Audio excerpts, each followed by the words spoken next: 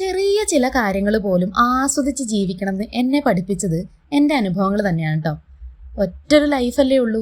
പക്ഷെ അത് മനസ്സിലാവണമെങ്കിൽ ചിലപ്പോൾ ലൈഫ് ഇതാ കയ്യിൽ നിന്ന് പോയി എന്നുള്ള അത്രയും വലിയ എക്സ്പീരിയൻസ് വേണ്ടി വരും. ഇപ്പോൾ എൻ്റെ ചെറിയ ചില അച്ചീവ്മെൻറ്റ്സ് പോലും ഞാൻ മനസ്സറിഞ്ഞ് ആസ്വദിക്കാറുണ്ട്. ഈ സോഷ്യൽ മീഡിയയിൽ വീഡിയോസ് ചെയ്യുന്നവരെ ഇൻഫ്ലുവൻസേഴ്സ് എന്ന് വിളിച്ചു തുടങ്ങിയപ്പോൾ ഞാൻ വിചാരിക്കാറുണ്ട്, അങ്ങനെ ഇൻഫ്ലുവൻസ് ചെയ്യാൻ മാത്രം എന്തെങ്കിലും ഇങ്ങനെ ഷെയർ ചെയ്യാൻ എനിക്ക് പറ്റുമോന്നൊക്കെ. അതിന് മാത്രമുള്ള അനുഭവങ്ങൾ എൻ്റെ കയ്യിലുണ്ട്. പക്ഷെ എന്തെങ്കിലും വലുതായി അച്ചീവ് ചെയ്താലേ കാര്യമുള്ളൂ എന്ന തെറ്റിദ്ധാരണ ഉണ്ടായിരുന്നു. അതിലൊന്നും ഒരു കാര്യമില്ല.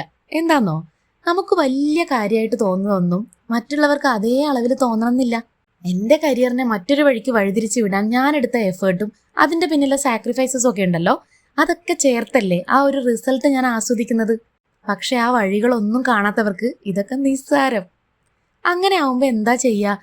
മനസ്സിലാക്കും അല്ലെങ്കിൽ മനസ്സിലാകും എന്ന് തോന്നുന്നവരോട് മാത്രം ഷെയർ ചെയ്യാൻ പഠിക്കണം.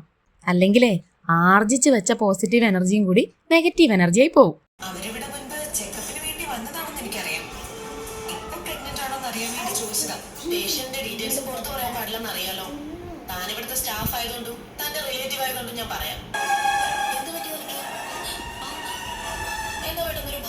മതി മറന്ന് സന്തോഷിക്കുമ്പോൾ ചിലപ്പോൾ ഇതൊന്നും ഓർക്കില്ല.